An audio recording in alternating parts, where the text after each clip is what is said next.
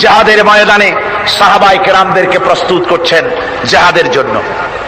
সাহাবীরা তৈরি হয়েছেন, লড়াই হবে মুতার প্রান্তরে। 3000 সাহাবীকে রাসূল রিক্রুট করলেন।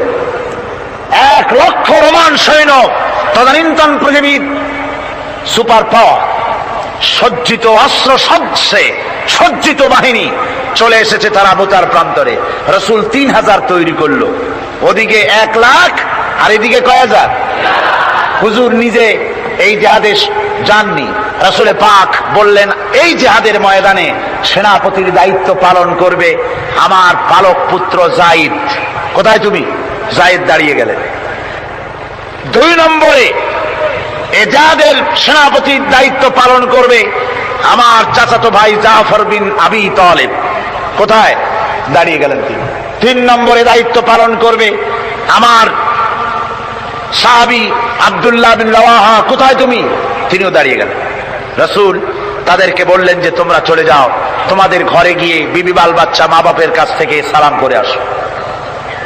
আমার বন্ধুগণ, জিহাদের ময়দানে সেনাপতি কয়জন লাগে? হুজুর বললেন কয়জনের কথা? 3 জনের কথা। তার মানে হলো কারো বুঝতে কোনো কষ্ট হইল না, এই জিহাদের ময়দানে 3 জনের নাম যে নবীজি ঘোষণা করেছেন এর ভিতর থেকে একজনও ফিরে আসবে না। বোঝা হয়ে গিয়েছে। হযরতে যায়েদ বলেন ইয়া রাসূলুল্লাহ, আমার আব্বা জান, আমি আপনার পালক পুত্র, আপনি অর্ডার করেছেন।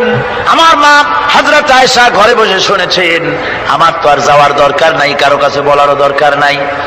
হযরতে জাফর বিন আবি তালেব চলে গেলেন নিজের বাড়িতে।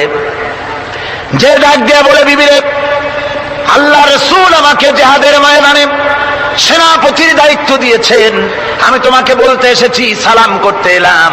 তোমার সঙ্গে একসঙ্গে দীর্ঘদিন আমি ছিলাম, কোন হক তোমার আদায় করতে হয়তো পারি নাই, হয়তো জুলুম করেছি, অথবা আমার দ্বারা তোমার অধিকার নষ্ট হয়েছে। কিছু যদি কোনো ভুল ত্রুটি হয়ে থাকে আল্লাহর হস্তে আমারে মাফ করে দিও।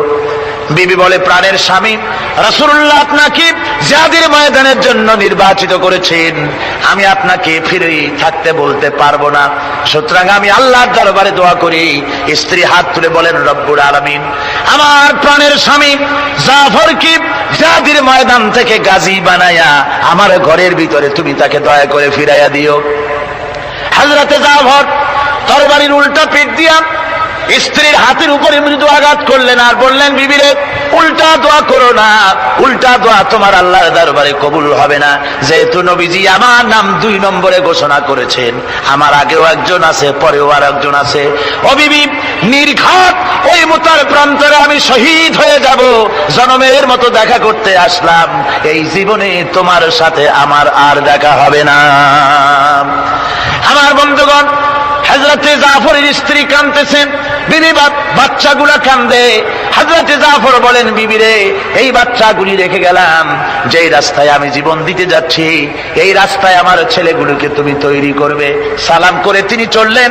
বিবি কাটা কবুতরের মতো জমিনে ছটফট করতেছে, কাঁদতেছি, আর পিছনে পিছনে ছোট্ট ছোট্ট ছেলে মেয়েগুলি আব্বা আব্বা বলে চিৎকার মেরে দৌড়াতেছি। হযরতে জাফর একবারও পিছনের দিকে তাকায় দেখলেন না কারা কান্দে। হযরত আব্দুল্লাহ বিন রাওয়াহা তিনি চলে গেলেন বাড়িতে। হযরত আব্দুল্লাহ বিন রাওয়াহা বাড়িতে গিয়ে, সেই রাত্র ছিল তার বাসর সজ্জা, ফুল সজ্জার রাত ছিল, নতুন বিবাহ করেছেন। বাড়িতে গিয়া শোনেন বিবি কোরআনে কারীম তেলাওয়াত করতেছেন। হযরতে আব্দুল্লাহ বলেন রুমের বাইরে দাঁড়িয়ে, বিবিরে আমি তোমার স্বামী আব্দুল্লাহ এসেছি, আমার সালাম নাও, কোরআন পড়া একটু বন্ধ করো। রাসূলুল্লাহ আমাকে জিহাদের সেনাপতি বানিয়েছেন, আমি জিহাদে যেতেছি, নতুন বিবাহ হলো, কোনো হক তোমার আদায় করতে পারি নাই, তুমি আমাকে মাফ করে দিও, আল্লাহর হস্তে আমার উপর কোনো দাবি রেখো না। বিবি বলে, প্রাণের স্বামী কোনোদিন আপনাকে দেখি নাই, কোন রকম একটু দেখেছি, আর আমি মদিনার এক সুন্দরী মেয়ে, আপনি আমাকে ভালো করে দেখলেন না। আমার প্রাণের স্বামী, একবার আপনি ঘরে আসেন। স্বামী বলে, ওগো স্ত্রী, ঘরের ভিতরে আমি যাব না, ঘরের ভিতরে গেলে বলে তোমাকে দেখলে আমার মনের ভিতরে প্রেম জাগবে, তোমার প্রতি আমার ভালোবাসা জন্মাবে, আমি ঘরের ভিতরে ঢুকতে চাই না। স্ত্রী বলে, প্রাণের স্বামী ঘরের ভিতরে যদি আসেন, আল্লাহর কসম আমি কোনো প্রেম নিবেদন করব না, আমি শুধু প্রাণ ভরে চেহারাটা একটা বার আমি শুধু দেখে রাখতে চাই, যাতে করে কিয়ামতের দিন লক্ষ কোটি কোটি মানুষের ভেতরে আপনাকে আমি স্বামী বলে যেন চিনে নিতে পারি। হযরত আব্দুল্লাহ বলেন, ওগো স্ত্রী, যদি এই ইরাদা তোমার হয় আর যদি তুমি ধৈর্য ধারণ করে থাকতে পারো, তাহলে কিয়ামতের দিন আল্লাহ রাব্বুল আলামিন আমি যার জন্য জান দিতে যেতেছি ওই মাবুদ মেহেরবান জান্নাতের ভেতরে তোমাকে আমাকে স্বামী স্ত্রী হিসাবে পরিচয় করাইয়া দিবেন। 3000 সৈন্য নিয়ে সাহাবায়ে কেরাম আর এই সেনাপতি সব চললেন। মুতার প্রান্তরে লড়াই হলো। এই লড়াইয়ের ময়দানে হযরতে যায়েদ অনেকগুলি কাফির সৈন্যকে জাহান্নামে পাঠিয়ে দিয়ে তিনি নিজেও শহীদ হয়ে গেলেন। এবার জাফর হাতে তরবারি আর এক হাতে ঝান্ডা নিয়ে এগোচ্ছেন সামনের দিকে।